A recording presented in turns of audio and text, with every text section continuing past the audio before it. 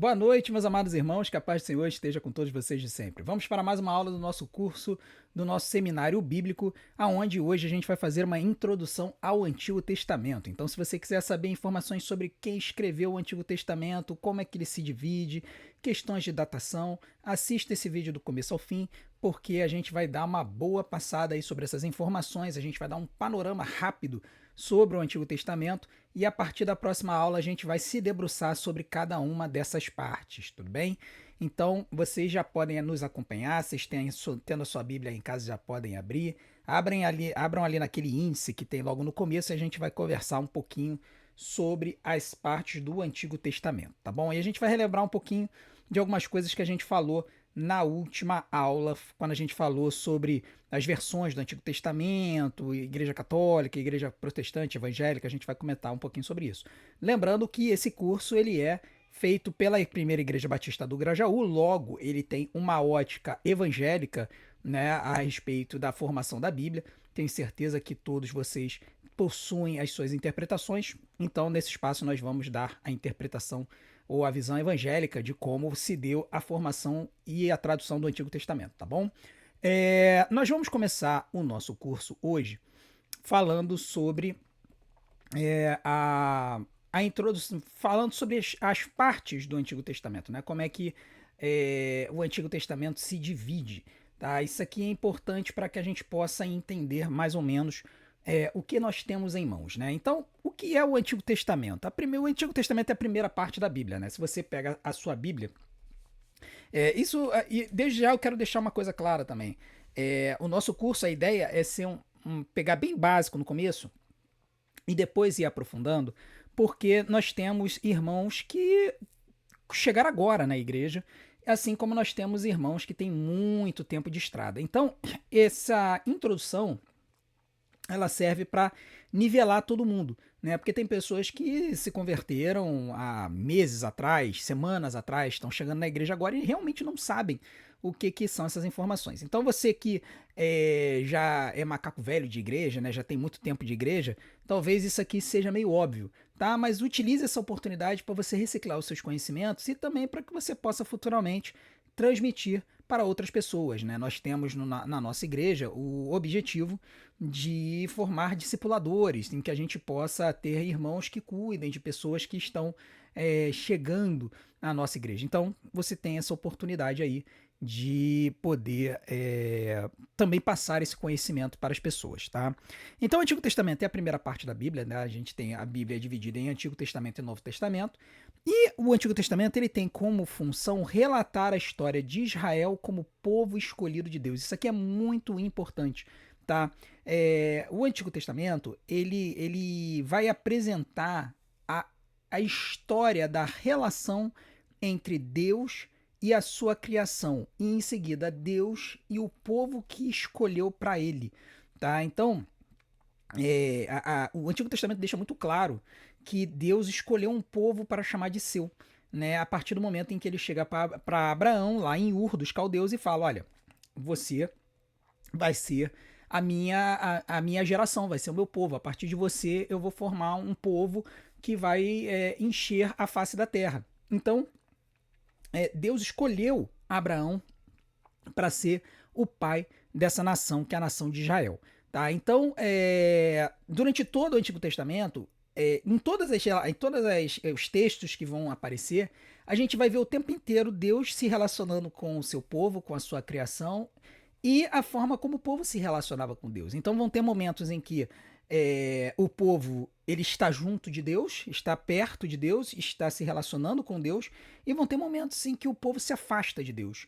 E aí isso vai trazer consequências para o povo. E isso é importante que a gente fale, porque no texto bíblico, o que a gente vê no Antigo Testamento muito claramente é uma relação em que Deus ele cuidava e protegia do seu povo, mas que quando o Israel decidia tomar as suas próprias decisões e resolvia adorar outros deuses e decidia partir para outros caminhos religiosos, Deus chegava e falava: olha, tá bom, você quer seguir o seu caminho, beleza, mas você não vai ter mais a minha proteção.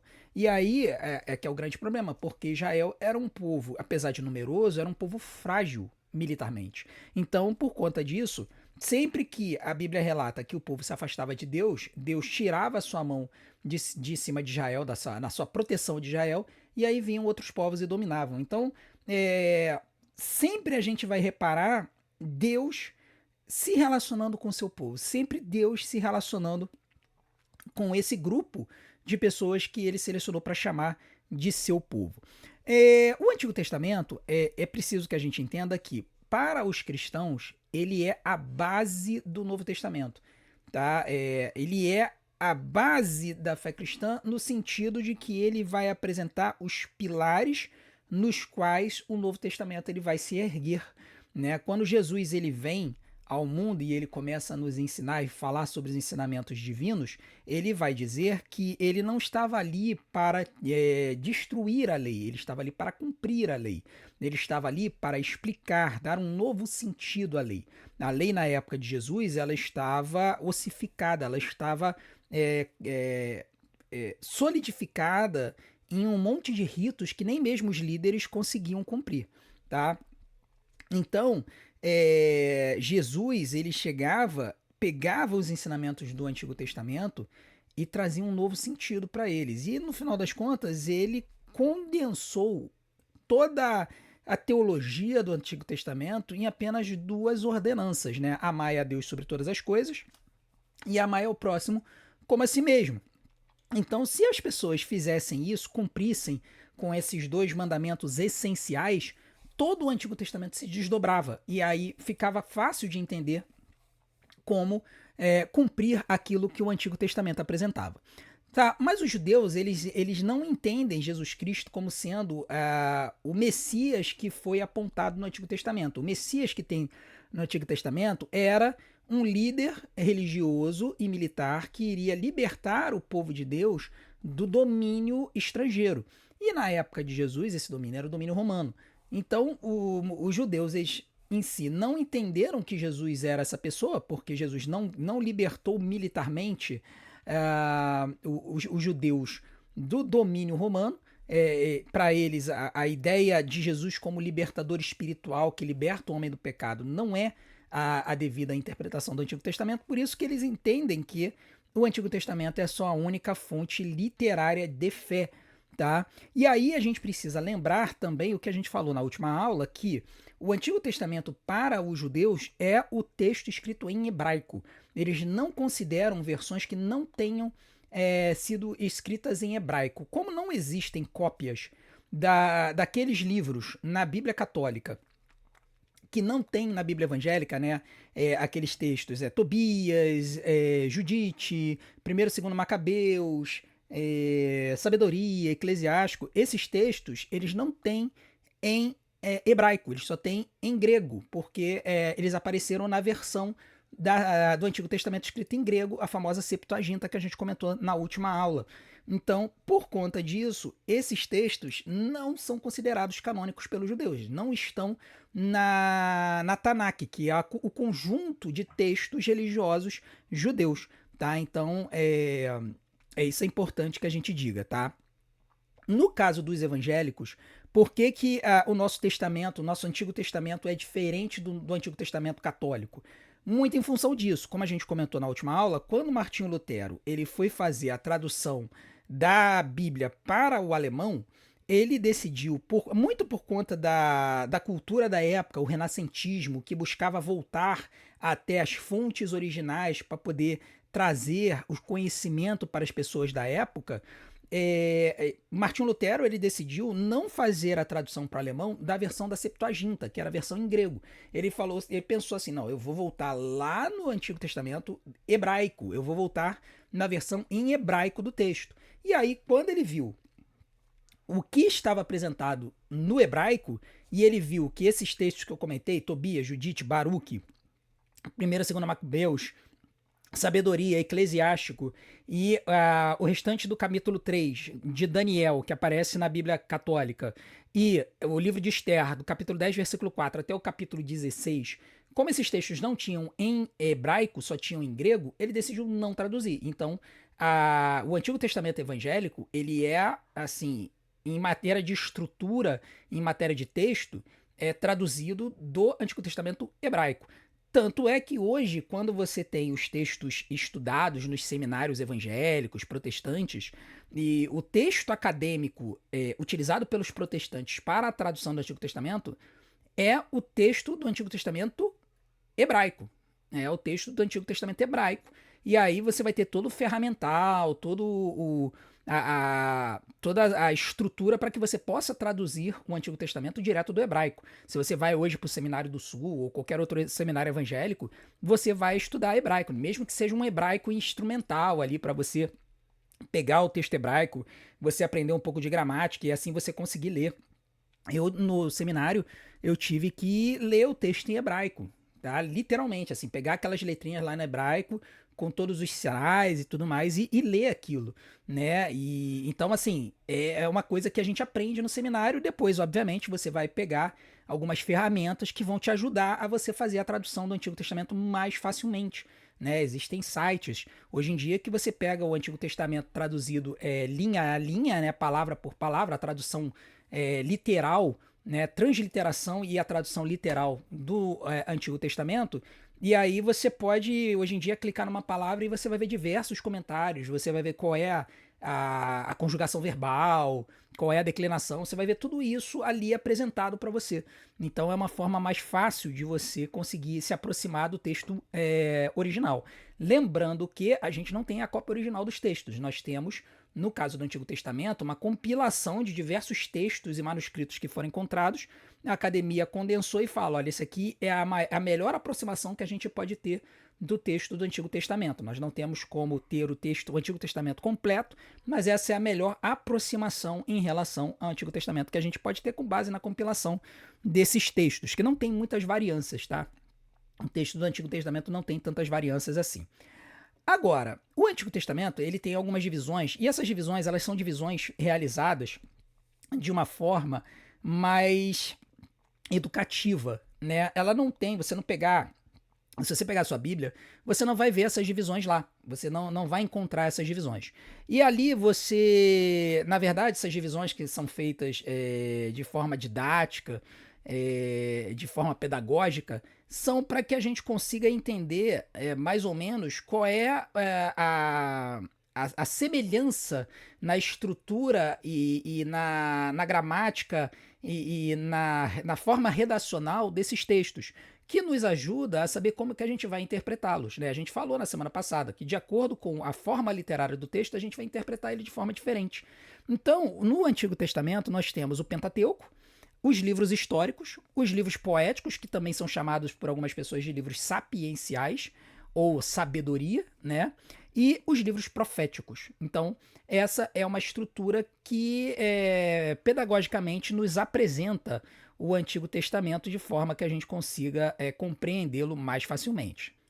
Agora, vamos pensar e vamos trabalhar cada uma dessas divisões, tá? E a gente vai, nas próximas aulas, a gente vai se deter sobre cada uma dessas divisões, a gente vai falar sobre cada livro da Bíblia, né, com mais calma, tá? Então é importante só essa aula é apenas para a gente falar sobre essa divisão para vocês, tá? Como a gente falou, de uma forma mais introdutória. O Pentateuco, ele é formado pelos 5 primeiros livros da Bíblia, né? O livro de Gênesis, Êxodo, Levítico, Números e Deuteronômio. Aliás, muitos de vocês devem se perguntar de onde que surgiram esses nomes dos textos bíblicos. No caso do Antigo Testamento, os nomes em hebraico são literalmente as primeiras palavras do texto bíblico, tá? Então, o livro de Gênesis, por exemplo, o nome dele em hebraico é Bereshit, que é a primeira palavra que tem na Bíblia. E essa palavra, ela significa literalmente no princípio, ou em princípio. Então é o livro do princípio, é o livro do começo, né? Então, cada livro do Antigo Testamento, o nome vai ser o primeiro nome, a primeira palavra que está no texto em hebraico. E esses 5 textos, eles vão apresentar a origem do universo, a origem do povo de Deus e a lei criada por Deus para o ordenamento civil e religioso do seu povo. Então, esse Pentateuco, né, esses 5, penta significa literalmente 5, né? Então, esses 5 livros, eles trazem justamente esse início do relacionamento de Deus com o seu povo. Ele começa com a criação do universo, né, com a criação da humanidade, passa para a criação do povo de Deus, a sua estruturação, né, o seu nascimento desde Abraão até a formação das 12 tribos de Israel. Esse é o livro de Gênesis. O livro do Êxodo vai mostrar a passagem do povo de Deus como escravo no Egito e depois a fuga desse povo, a libertação desse povo do Egito de forma miraculosa, com vários eventos que vão mostrar para o povo de que Deus estava com eles. E aí nós temos a passagem do povo pelo deserto, toda a forma como o povo se mostrou resistente ao que estava acontecendo e a forma como eles lidavam com as dificuldades, e a entrega de Deus para o povo da sua lei, que iria ordenar a conduta civil e a conduta religiosa do povo. E aqui a gente precisa também notar que essa lei que foi apresentada ao povo era a constituição de Israel, por assim dizer. Era a forma como o povo de Israel iria lidar com os seus problemas do dia a dia. Quando você lê ali Levítico, principalmente, mas você também vai ver um pouquinho em Deuteronômio, você vai ver uma série de regras que são muito detalhistas, mas que toda ela visa trazer ao povo de Deus regras claras de como eles deveriam conduzir o seu relacionamento uns com os outros e com Deus. Tá? Então, novamente, a gente volta e lembra, tá? O que Jesus falou? Amarás a Deus sobre todas as coisas e amarás o próximo como a ti mesmo. Então, a gente consegue ver esses dois princípios claramente em tudo que é apresentado em Êxodo, em Levítico, em Deuteronômio, porque a gente consegue ver tudo isso. O livro de Números ele vai contar um pouco da jornada do povo de Deus no deserto também e vai fazer uma relação do censo que Moisés faz do povo, né? Ele vai fazer uma avaliação lá, vai fazer uma contagem das famílias, nas tribos e tudo mais. Então, esse texto, né, esses 5 livros, eles precisam ser compreendidos dessa forma. É o início do relacionamento do povo com Deus e a jornada deles até chegar na Terra Prometida. E por que que isso é tão importante? Porque eles vão mostrar a história do povo até eles chegarem à região em que eles habitavam na época ali, na época do primeiro milênio antes de Cristo, a época em que eles viviam como reinado, né, o reinado de Israel, o reinado de Judá. Então, esses livros eles mostravam para essas nações que estavam estruturadas lá como é que havia sido o início deles e como eles haviam chegado lá. Tá? Uma coisa importante a gente dizer é que a autoria do Pentateuco é tradicionalmente associada a Moisés. Tá? Na igreja, ao longo da história e entre os judeus, quem escreveu o Pentateuco foi Moisés. Mas a academia ela vai ter outras interpretações. A gente vai falar um pouquinho sobre elas na próxima aula, quando a gente estudar a fundo o Pentateuco. O que é importante que vocês entendam é que a academia ela vai trabalhar com base no que ela vê. Né? O método científico ele é baseado em observação. Né? Ele vai trazer à luz o que ela consegue ver. Então, não é passível de análise pelo método científico questões de fé, né? Questões em que você acredita que algo seja real. Por isso que numa ciência honesta é impossível provar a existência de Deus, porque Deus não se vê. A gente só vê as consequências dele, mas a gente trabalha isso no âmbito da fé. A gente não trabalha isso no âmbito concreto do método científico, tá? Então, a gente precisa entender isso, por quê? Porque o Pentateuco ele vai trazer uma visão do início da história que é baseada na fé, porque o texto fala claramente que Deus criou o universo por meio da sua palavra.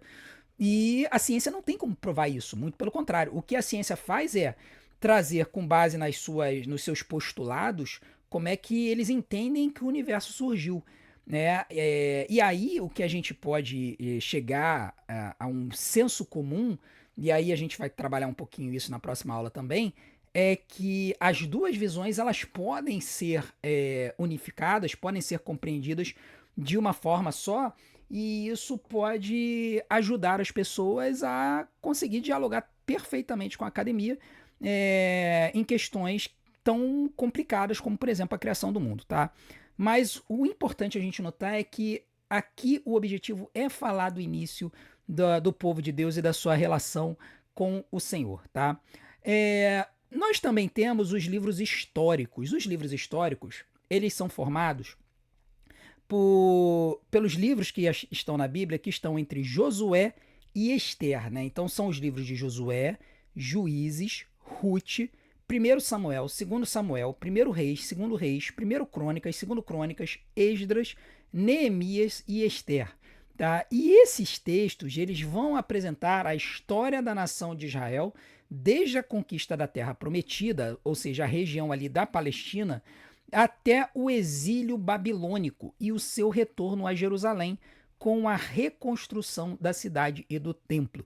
Tá? É uma coisa que precisa ser dita e muita gente não sabe. Uma vez eu fiquei surpreso quando numa classe de EBD que eu ministrava na minha igreja, né, a minha igreja, primeira igreja batista do Grajaú, eu fiquei surpreso quando uma irmã que já tinha uma certa estrada na igreja, já tinha um tempo, ela disse que ela não sabia que a região da Terra Prometida, que Israel entrou, ela havia sido conquistada. Ela achava que a terra estava vazia e o povo simplesmente entrou e habitou. E não é verdade. O que a gente encontra no texto bíblico é batalhas. Você vê batalhas, guerras entre o povo de Israel e os povos que ali habitavam. Literalmente, a chegada a Jericó, você tem um povo que habitava em Jericó, que era a cidade mais fortificada na entrada ali da região. E aí a gente vê como é que o povo de Israel conquista aquela região. Você vê o povo de Israel lutando contra povos como filisteus, amorreus, amonitas, povos que habitavam ali todo aquele entorno, né? E os midianitas e tudo mais. Então, esse relato ele vai mostrar como é que o povo entra, conquista a terra, habita a terra, pacifica a terra, né? Que é o que é apresentado no livro de Josué. Aí no livro de Juízes você tem o povo habitando essa terra, mas tendo problemas para poder mantê-la e manter a sua soberania, porque o povo se afastava de Deus, então tem ciclos em que o povo se afasta de Deus e depois ele acaba sendo salvo pelo Senhor. Nós temos o texto de Ruth, que vai falar um pouquinho também desse período aí, ali onde tinham os juízes habitando ali na terra. Depois, de 1 Samuel até 2 Crônicas, o texto vai falar sobre o período dos reis de Israel, né? O período do reinado de Israel. E aí vai falar do reino de Israel, do reino de Davi, né? De Saul, Davi, Salomão, o reino dividido de Israel e Judá. Vai falar sobre as batalhas que esses reinos enfrentaram contra povos em volta e até os que eles enfrentaram uns contra os outros. E depois você vai ver como que o povo nessa época se relacionava com Deus e como isso afetava a forma como o povo se conduzia, se desenvolvia e caía e tudo mais. Isso você vai encontrar nesses textos. Você vai ver o povo sendo levado cativo para a Babilônia, e aí depois os outros textos, Esdras e Neemias, vai mostrar o povo retornando para a Terra Prometida, enquanto que o livro de Ester vai mostrar um período em que o povo estava lá no cativeiro e a forma como a rainha Ester trabalhou para que o povo não fosse dizimado, traído enquanto estava lá. Tá? E esse texto ele vai formar uma teologia da história, mostrando a ação de Deus sobre seu povo. Isso é importante a gente falar, porque existem muitas igrejas hoje que trabalham uma teologia em cima dos textos históricos do Antigo Testamento, dizendo que a pessoa, se ela tiver a Deus como o seu Senhor, ela não vai passar por dificuldade, ela vai ter bênçãos sobre bênçãos trazidas sobre a sua vida. Essa teologia, que era chamada de teologia da retribuição, no Antigo Testamento fazia sentido porque o povo de Deus ele estava circundado por diversas nações idólatras que adoravam outros deuses falsos, né? E aí quando eu falo deuses falsos é na perspectiva bíblica, tá? Eu não estou querendo afetar a fé de ninguém, apenas novamente, né? Esse é um curso baseado na visão evangélica de fé e a cosmologia cristã evangélica, tá? Então você pode estar sendo confrontado aí, sendo de outra religião. Eu peço que você entenda a nossa abordagem.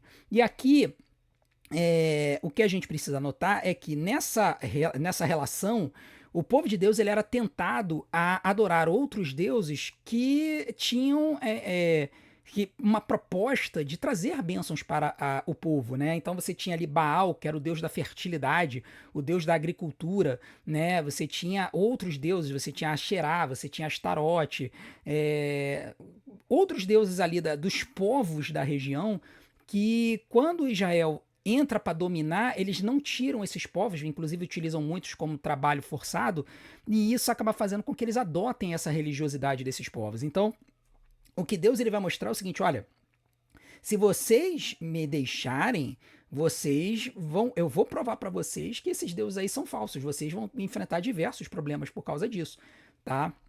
Então, quando o Antigo Testamento fala, se você me seguir, você vai ter a bênção e eu vou sustentar você, era Deus provando para aquele povo de que ele era o verdadeiro Deus e ele iria sustentar as pessoas.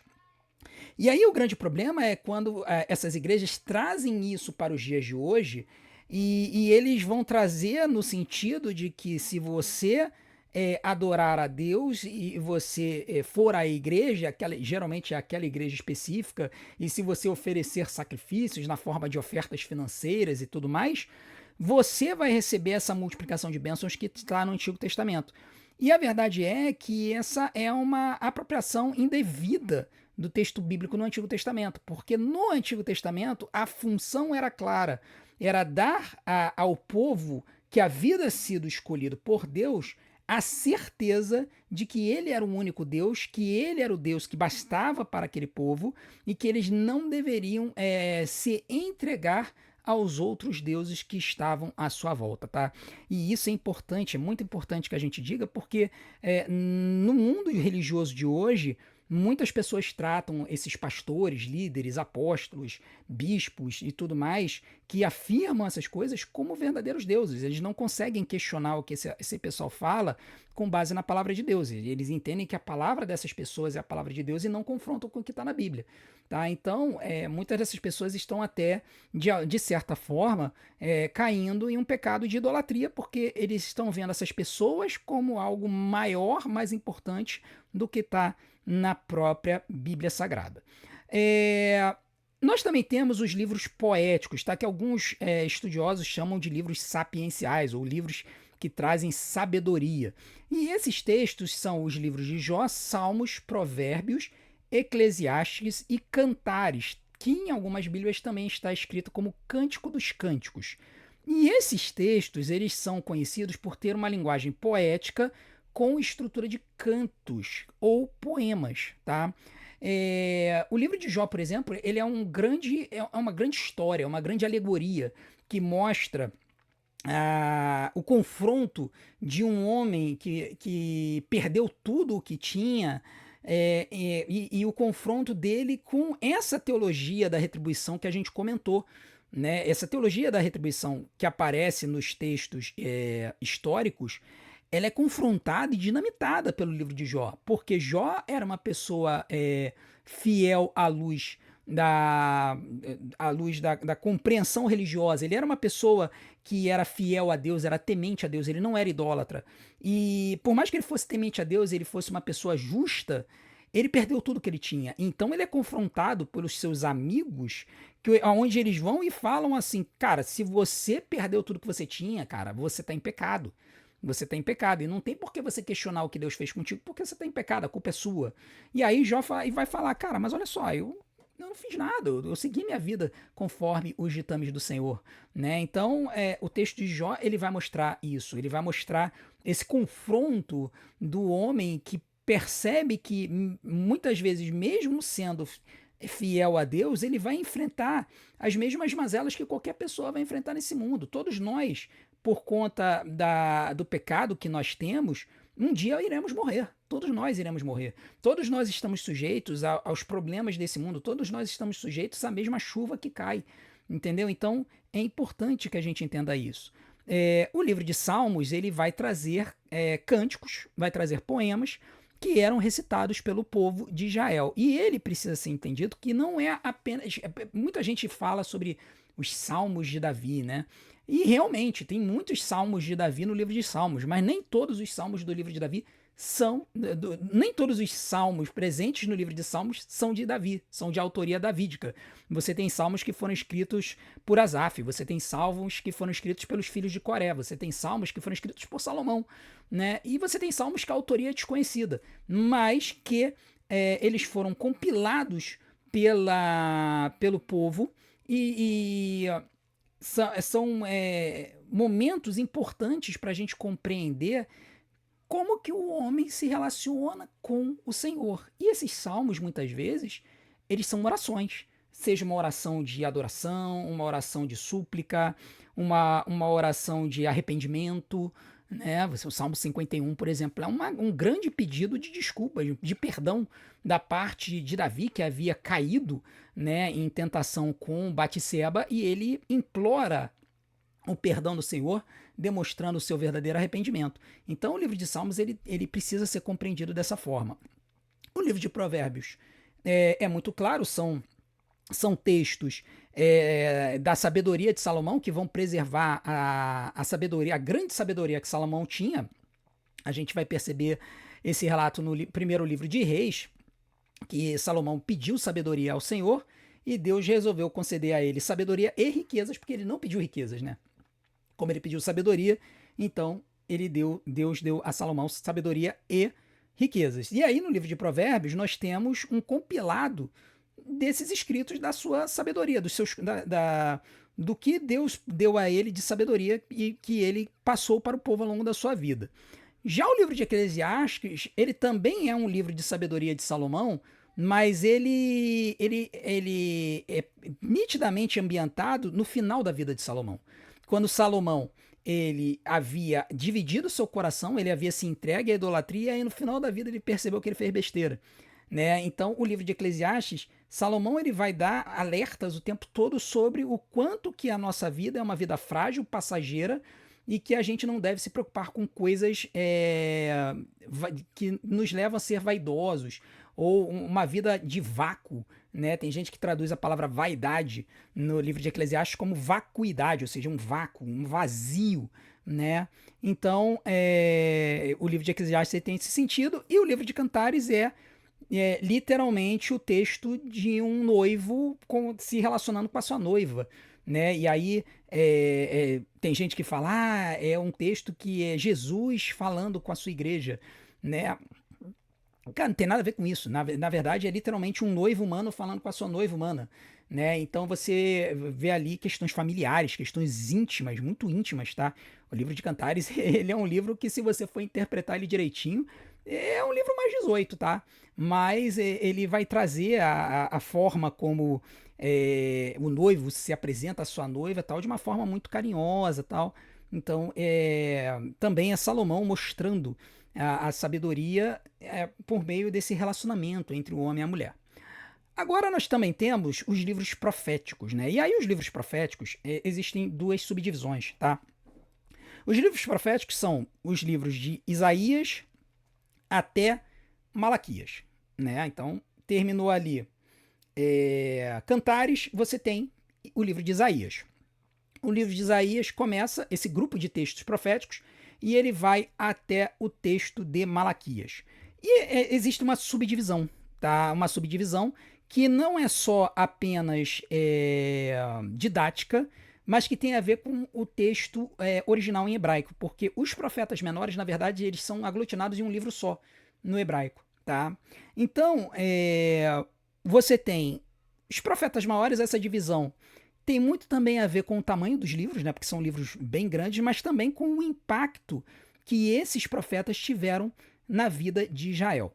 E uma coisa que muitas vezes as pessoas têm dificuldades quando estão lendo esses textos é que as pessoas tentam ler esses textos em forma sequencial. É aquela coisa que a gente tem, né? Não, vamos começar a estudar a Bíblia, né? Versículo a versículo, durante o ano inteiro, tal. E aí a pessoa pega aquele plano de leitura de 3 capítulos ou 4 capítulos por dia E aí chega aqui e vai lendo sequencialmente, e principalmente ali nos profetas maiores, começa a ficar assim, meio perdido. Por quê?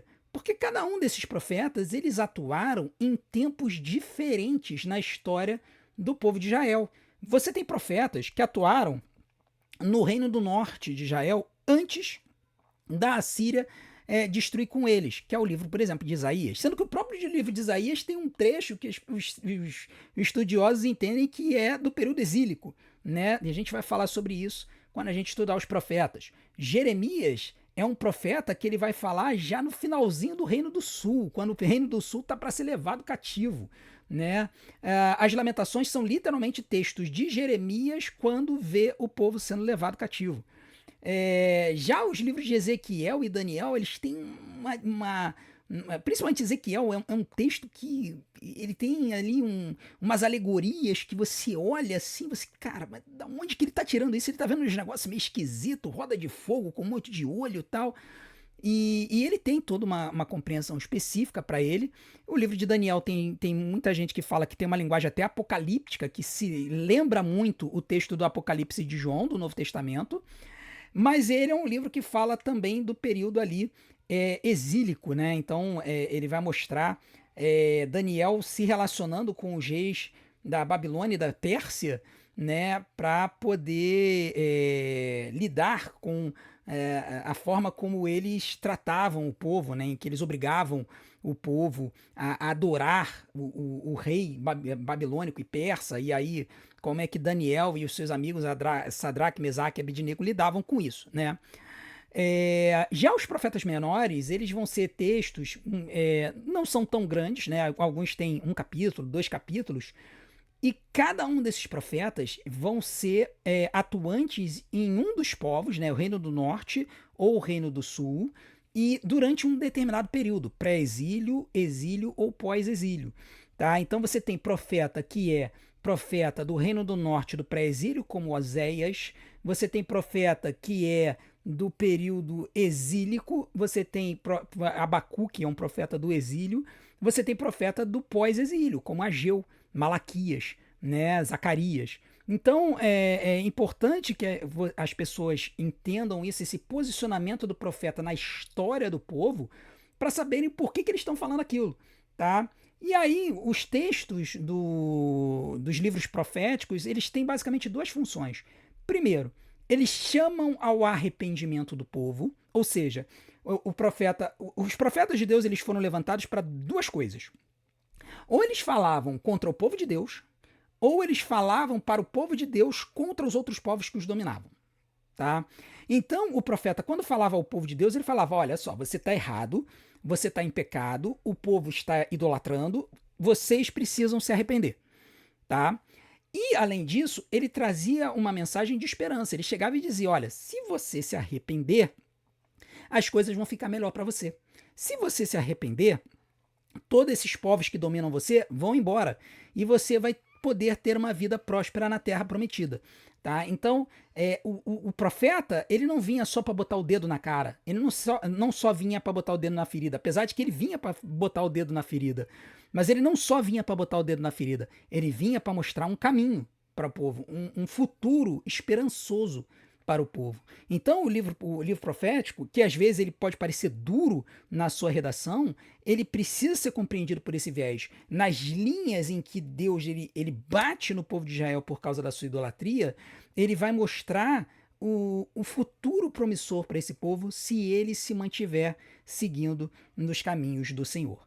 Tá? E como é que essa profecia, ela se adapta aos dias de hoje? Como é que ela se traduz aos dias de hoje? Porque também tem um monte de gente aí que adora mandar profecia, né? E aí teve um monte de profeta no ano de 2012 dizendo que Jesus ia voltar. Tem um monte de gente chegando e falando: ah, porque Deus assim me disse, vai acontecer isso, isso e isso na sua vida, não sei o quê, né? Aqueles profetas que são adivinhos, né? Ficam adivinhando, ficam falando sobre o futuro da pessoa, né? Quase como se fosse uma cartomante cristã, alguma coisa assim. Na verdade, a profecia no Antigo Testamento, ela não tem nada a ver com isso. Ela não tem nada a ver com chegar e dizer para você que a sua vida vai ser próspera. Esquece isso. A profecia no Antigo Testamento, ela tem claramente a função de botar o dedo na ferida do pecado.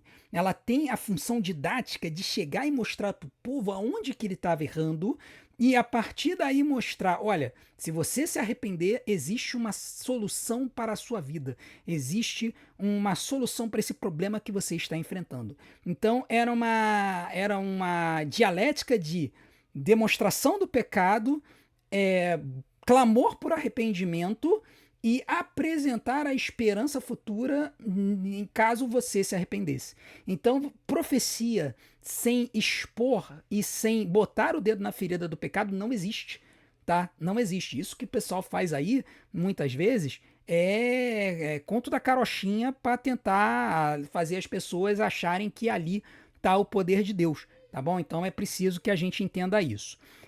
Agora, sobre a autoria dos textos do Antigo Testamento, né, assim como a gente falou no texto, no curso de introdução à Bíblia, muitas das coisas que a gente falou lá se aplicam a esse texto, a essa parte aqui do Antigo Testamento.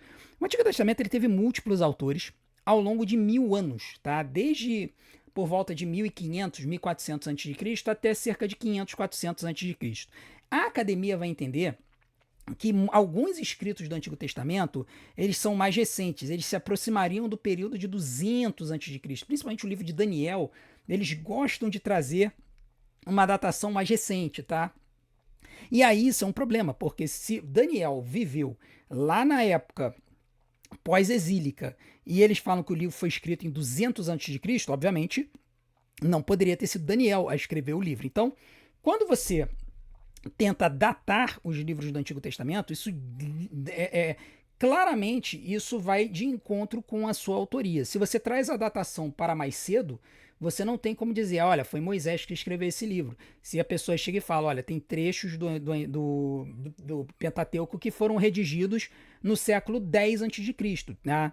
Vai ter estudiosos que vão falar, olha, aqui fala de pessoas andando em camelos, mas os camelos não estavam domesticados no século X, no século XV a.C., somente no século X a.C., né? Então, eles vão chegar, então esse texto tem que ser sido redigido no século X. Então, assim, você tem uma questão de relação entre datação e autoria muito importante aqui. Mas a verdade é que a gente precisa compreender também que os povos daquela época trabalhavam muito forte com a questão da tradição oral, né? Então, diversos textos, por conta disso, eles passaram por processos geracionais, eles foram copiados ao longo do tempo, né? Eles foram passados para o papel e copiados ao longo do tempo. Em alguns períodos, esses textos eles ficavam mais disponíveis e outros eles ficavam menos disponíveis. E aí existem essas divergências de autoria entre a tradição e a crítica acadêmica. Você muitas vezes pode ser confrontado com relação a isso.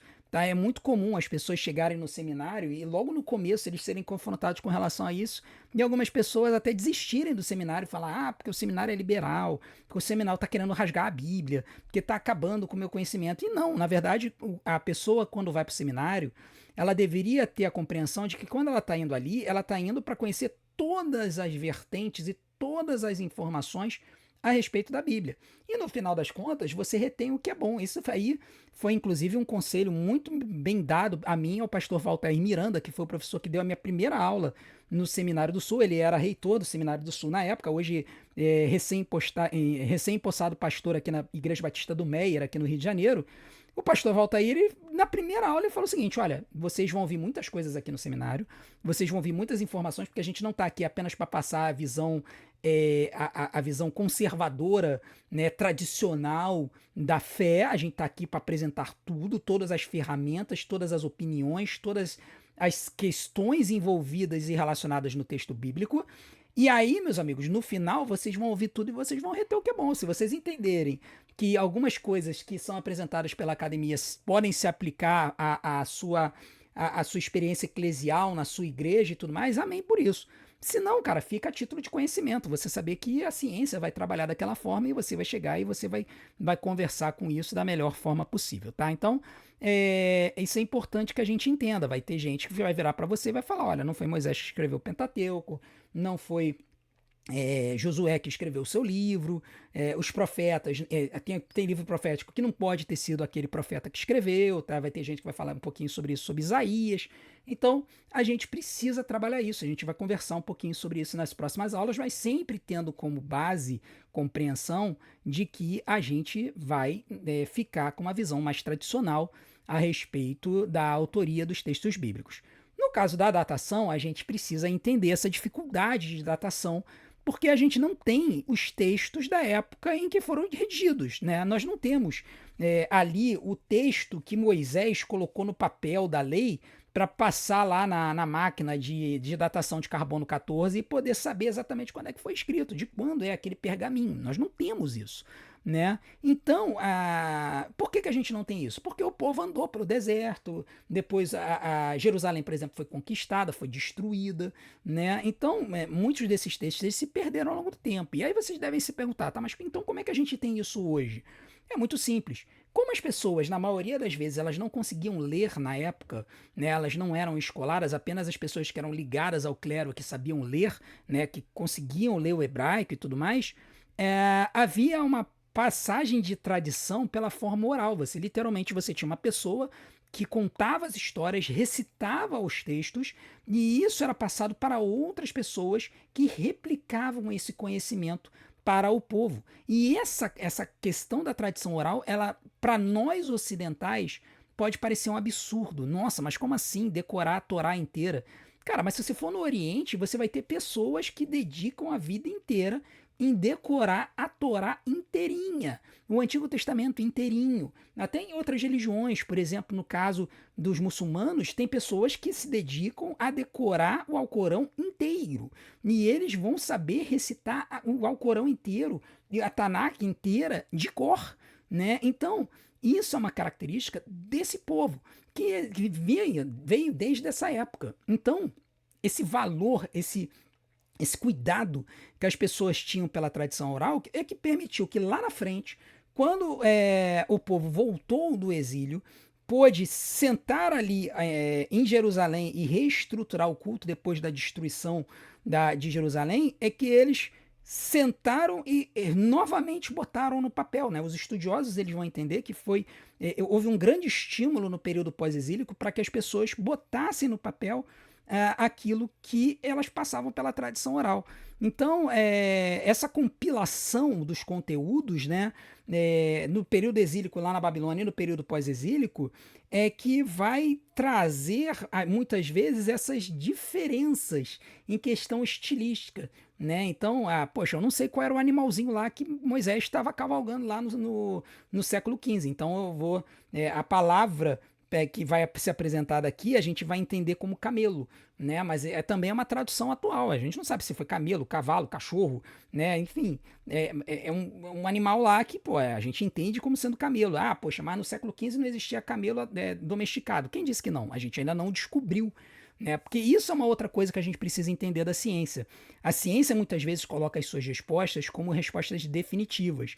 Porém, a verdade é que muitas do que é apresentado pela ciência, ela é uma teoria. E a teoria científica, como Michel Foucault ele falou muito sabiamente, ela, para ser científica, ela deve ser falseada. Senão, ela não é científica, não é conhecimento científico, é uma matéria de fé. E o que a gente vê muitas vezes na academia é que muitos cientistas tratam o conhecimento adquirido na academia como uma questão de fé. Entendeu? Eles não conseguem admitir que aquilo pode ser falseado. Se você chegar e falar que, olha, o conhecimento hoje diz que o camelo foi domesticado no século X a.C.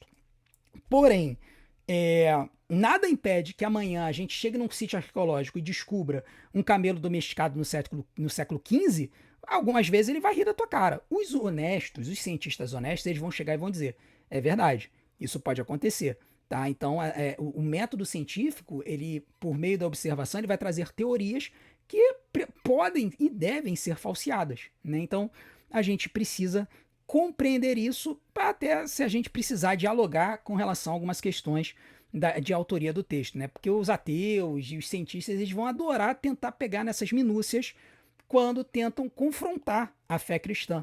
né, e com base em questionamentos e às vezes questionamentos que não tem nada a ver com a estrutura do texto, mas sim a interpretação que o povo hoje dá para o texto bíblico.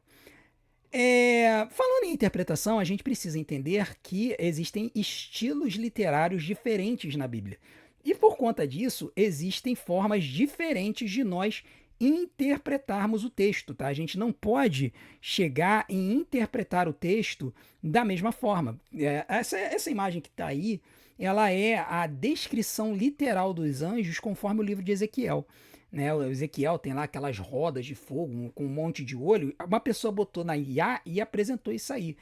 Cara, a gente olha isso, a gente pensa, não, olha só, isso aí, na verdade, o Ezequiel estava tão, assim, envolto em uma coisa, uma visão completamente gloriosa, que essa foi a melhor forma que ele conseguiu identificar aquilo. E a verdade é que tem muita alegoria nesses textos, tem muita forma de Ezequiel tentar colocar em palavras algo que ele não conseguia nem enxergar direito, ele não conseguia compreender. Tá? E aí a gente precisa entender isso, que o Antigo Testamento ele tem diversos estilos narrativos, né? Diversos estilos literários. Ele tem a narrativa, tá até errado aí no slide, né? Narrativa, tem a poesia, tem a profecia, tem a lei, tem o Apocalipse, né? Peraí, Apocalipse no Antigo Testamento, pastor? Pois é, o livro de Daniel, né, do capítulo 7 em diante, do capítulo 7 ao capítulo 12, ele tem um estilo literário que se aproxima do Apocalipse de João. E aí ele é um texto que vai falar sobre os últimos dias, os últimos tempos, né? Tanto é que tem muitas religiões, muitos grupos religiosos que adoram utilizar Daniel de 7 a 12 para ficar fazendo conta de quando Jesus vai voltar. E aí, no final das contas, acaba errando tudo, né? Tem gente aí que está prevendo a volta de Jesus desde o século XIX, já preveu 500 mil voltas de Jesus e errou todas, né? Então, o que a gente precisa entender é que os estilos literários diferentes nos fazem ter que nos aproximar do texto de forma diferente para que a gente possa extrair a melhor tradução. E aí, o maior erro moderno que eu consigo identificar hoje nas igrejas é utilizar narrativas como textos normativos. O que significa isso? Que eles pegam relatos históricos do povo de Israel lá na época do pré-exílio, do exílio, do pós-exílio, aqueles relatos da teologia, da retribuição e tudo mais, e eles vão fazer teologia em cima disso, e a partir da teologia eles vão apresentar regras para as pessoas, né? Regras essas que muitas vezes têm correlação com questões monetárias, né? Então você, por exemplo, você tem grupos religiosos que vão falar sobre você dar o seu sacrifício, né, para Deus, você entregar o seu tudo para Deus. E aí eles vão pegar, por exemplo, o relato lá de Isaac levando Jacó para o sacrifício no alto do monte e vão falar assim como Isaac levou o seu tudo, o seu único filho, para sacrificar a Deus, você também tem que sacrificar o seu tudo. E aí o que eles vão ressignificar como o seu tudo? É literalmente você limpar a sua conta bancária. Não, você tem que operar pela fé. Então você tem que pegar o que está na sua carteira, tirar e botar de oferta. Você tem que pegar o saldo da sua conta bancária hoje, limpar e dar de oferta a Deus. Porque você precisa dar esse salto de fé, você precisa dar confiar em Deus, ter dinheiro na conta bancária, na verdade, é uma forma de você duvidar de Deus. Você ter uma reserva matemática, uma reserva financeira, você está duvidando da provisão divina. Então, para você ter as bênçãos multiplicadas na sua vida, você precisa dar o seu sacrifício por meio dessa oferta monetária em que você vai limpar a sua conta. Cara, isso é balela, entendeu? Você não encontra amparo nisso na Bíblia em lugar nenhum. Inclusive, você encontra Jesus detonando com esse tipo de conceito religioso quando ele fala que a riqueza é um ídolo. E ele compara a riqueza a um ídolo, Mamon, a um deus, e ele fala, olha, não há como a pessoa servir a dois senhores, a Deus ou às riquezas. Ou ele vai escolher um ou ele vai escolher o outro. Então, o grande erro hoje é você fazer essa interpretação errada, você ver as narrativas do Antigo Testamento, você deturpar elas e apresentar elas de uma nova forma para as pessoas, e muitas das vezes envolvendo uma troca bancária entre o fiel e a igreja, né? Então é muito importante que a gente trabalhe isso, tá? E outra coisa, muitos textos proféticos do Antigo Testamento, Malaquias 3, questão de dízimo e tal, aquilo ali tem toda uma interpretação por trás daquilo, a gente não pode tomar a ferro e fogo. A gente precisa compreender o contexto histórico, a gente precisa entender do que Malaquias estava falando, a gente precisa ir lá no Novo Testamento, ver o que Jesus falava sobre aquilo, para que a gente possa ter a devida interpretação. E a verdade é que a maioria dessas igrejas que fazem uma interpretação equivocada do Antigo Testamento, elas ignoram o que Jesus falou. Eles pegam lá o que está no texto bíblico, eles fazem uma deturpação completa e traz aquilo para as vidas das pessoas hoje em dia. E você pode notar, 99% das leituras erradas do Antigo Testamento tem a ver com oferta, tem a ver com dinheiro.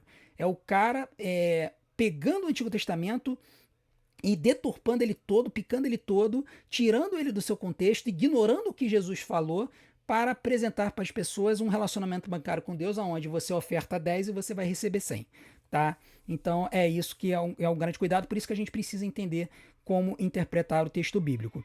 Com relação à historicidade e importância do texto bíblico, no Antigo Testamento, tá? Tem gente que não gosta muito de ler o Antigo Testamento, não, tá? Inclusive, no século II, surgiu um camarada chamado Marcião no seio da igreja que disse que o Antigo Testamento não prestava para nada, que, na verdade, a única coisa que deveria ser considerada de importante no texto bíblico era o Novo Testamento. E isso foi combatido pela igreja na época, na igreja nascente e tal, em que eles mostraram que o Antigo Testamento ele era sim importante, era sim vital para a fé cristã. E a gente precisa entender, primeira coisa, que o Antigo Testamento não se faz como um livro científico, podendo ser o conteúdo ser entendido como alegoria ou linguagem figurada, ou como a compreensão das pessoas na época. Tá? Então, por exemplo, tem gente, e aqui me perdoem os meus irmãos terraplanistas, mas tem gente que acredita que a Terra é plana. E muitas das pessoas que acreditam que a Terra é plana e não redonda se baseiam no relato bíblico. São pessoas que vão ler o texto bíblico do Antigo Testamento ao pé da letra. E aí, como o texto bíblico ao pé da letra mostra uma terra plana com um domo sólido, como chamado de firmamento, como os céus, as pessoas vão entender, cara, a Bíblia é a única verdade eterna. Então, como a Bíblia apresenta o planeta como um disco com um domo sólido em volta, eu vou entender assim, não importa o que a ciência mostrar para mim. Tá? E aí, a grande diferença, por exemplo, da questão da evolução, da criação do universo, que a ciência ela não tem como voltar no tempo e mostrar como é que a coisa aconteceu, no caso do cosmo onde a gente vive hoje, eles têm. Eles literalmente botam uma nave no espaço e filmam.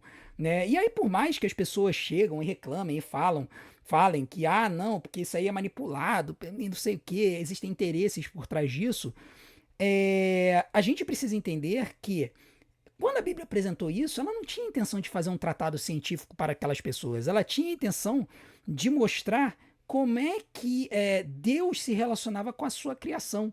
Né? Então, e aqui a gente deve dizer que é muito interessante. As pessoas adoram pegar esses textos ao pé da letra, mas tem texto lá do Antigo Testamento que eles ignoram. Que se eles fossem pegar ao pé da letra, eles estariam lascados. Como, por exemplo, usar roupas com 2 tecidos diferentes, você deveria ser apedrejado. Enfim, você leva a ferro e fogo cientificamente um determinado tipo de texto, mas um outro texto que é uma lei que está lá para o povo de Israel, aí a pessoa ignora, né? Então, enfim, a gente precisa compreender isso. Se a ciência chega e mostra para a gente claramente, aos nossos olhos, o que se apresenta, cara, aí a gente vai chegar no texto bíblico e vai tentar entender, peraí, mas a Bíblia fala de quando o inimigo estava andando ao derredor da terra, estava circundando a redondeza da terra. Está lá escrito que a terra é redonda. Né? Então, são questões que a gente precisa ler e entender, porque muitas das vezes o texto bíblico vai se apresentar num sentido figurado. Né? A pessoa adora falar sobre sentido figurado, sobre literalidade aqui. Aí quando chega lá no Apocalipse que fala de 144 mil pessoas, não, esse número é simbólico, representa um número perfeito das 12 tribos de Israel, que na verdade são diversos povos do planeta. Então, quer dizer, é muito fácil, né? Tem determinado texto eu trato de forma alegórica, mas outro eu trato de forma literal. Então a gente precisa tomar cuidado com isso, tá? Uma outra coisa que a gente precisa entender é que o Antigo Testamento ele alimenta a nossa fé ao mostrar como Deus cuidou do seu povo no passado. Quando a gente vê a forma como Deus trabalhou com o povo, cuidou do povo, e mesmo sabendo que o povo pecou e teve o seu justo juízo por meio da destruição do povo do Reino do Norte e do exílio do povo do Reino do Sul, ainda assim Deus deu ao povo esperança, deu a oportunidade do povo se arrepender, e quando o povo se arrependeu, com o devido tempo, o povo retornou à sua terra. Tá? Então, isso é importante a gente relatar, tá? De como que Deus, ele, apesar de ele trazer a justa consequência aos pecados do povo, ainda assim ele cuidou do seu povo. Né? E ele também, a gente precisa entender que o Antigo Testamento ele vai apontar para o Messias que libertaria o povo, e ele aponta para esse Messias que haveria de vir, que é Jesus Cristo. Tá? E aí existem diversos textos bíblicos que vão claramente mostrar lá no Antigo Testamento e vão apontar para a vinda de Jesus, que são características que aconteceram na vida de Jesus. E o livro de Mateus, o Evangelho de Mateus do Novo Testamento, a função dele é exatamente essa. Você vê o tempo todo o evangelista falando, olha, isso aqui aconteceu para se cumprir o que estava escrito lá nas Escrituras. E aí ele vai fazer o tempo todo essa conversa, porque o Evangelho de Mateus foi um texto que foi escrito para os judeus. A gente vai falar sobre isso quando a gente estudar a introdução ao Novo Testamento. Tá? Então, a gente precisa compreender isso também no Antigo, que o texto ele vai falar desse Messias que haveria de vir, e isso aponta para Jesus Cristo. Tá? Então, Jesus Cristo ele é o cumprimento da profecia que está no Antigo Testamento. Ele faz a ligação entre o Antigo e o Novo Testamento. Ele vai nos trazer a essência do Antigo Testamento, ele vai nos apresentar a essência do Antigo Testamento para que a gente saiba como que a gente deve entendê-lo e interpretá-lo. Enfim, a gente precisa arrematar a nossa aula, né, que já se estendeu bastante, e desde já eu quero agradecer a todos que permaneceram aqui até o final. O Antigo Testamento ele é um texto diverso em estilos, tá? Ele não tem só um estilo literário, tem vários, mas ele tem uma unidade de mensagem espantosa. Existem gráficos que aparecem com estudos de inteligência artificial que mostram a quantidade de interrelações dos textos do Antigo e do Novo Testamento. E o Antigo Testamento, apesar de ter sido escrito ao longo de 1000 anos por diversos autores, ele tem uma unidade teológica muito forte. Tá? Então é importante que a gente entenda isso. Além disso, o Antigo Testamento é um texto vivo, com lições tremendas para as nossas vidas. Tem gente que entende que o Antigo Testamento não presta para nada, é um livro velho, é um livro anacrônico, é um livro que não traz nada de importante para nós. Mas, pelo contrário, a forma como Deus se relaciona com o povo no Antigo Testamento nos mostra o Deus que se relaciona conosco no Novo.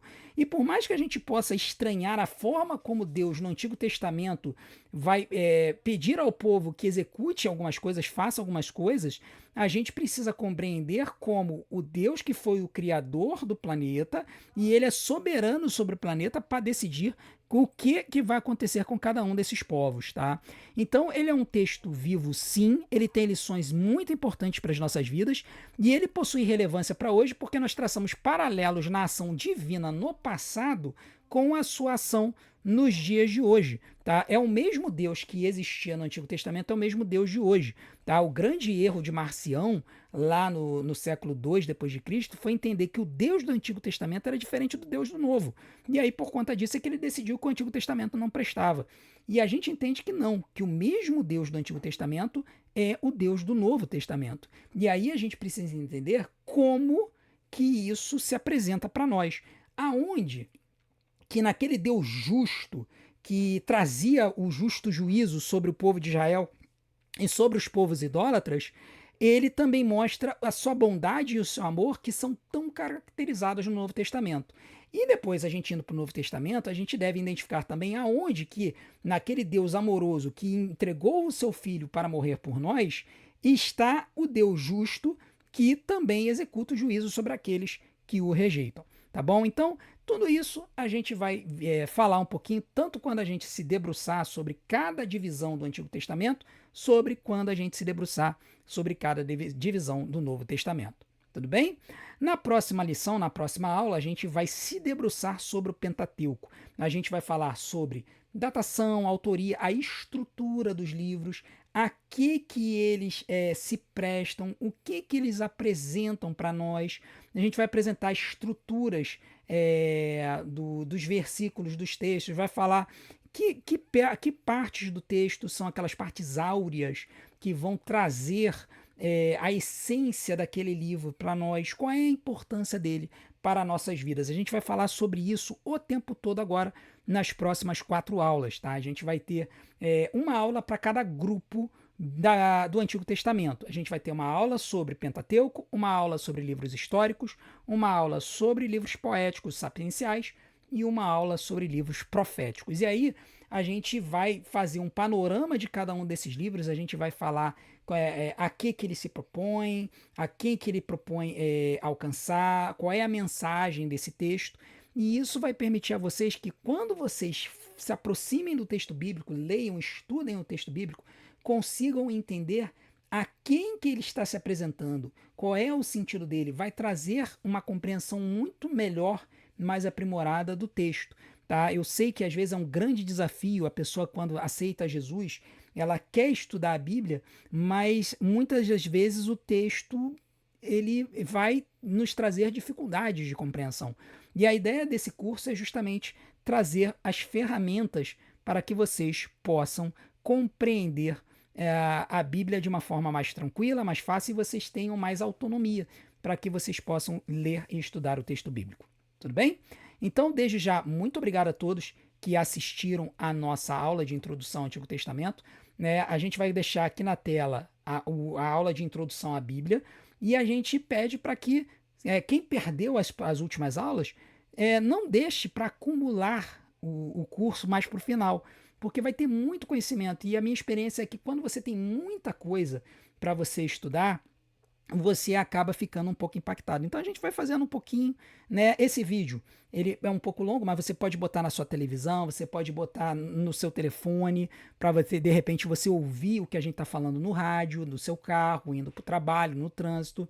Tá? Você pode colocar na sua casa, enquanto você está arrumando a sua casa, fazendo um almoço, preparando um jantar, para que você possa ter esse conhecimento. Tá? E a nossa esperança é que essas aulas que vão acontecer aqui, e depois da aula de introdução ao Antigo a gente vai falar sobre o Novo, e depois do Novo Testamento a gente vai começar a ter aulas temáticas sobre diversos livros, diversos temas, que isso venha a abençoar a igreja e edificá-la cada vez mais, tá bom?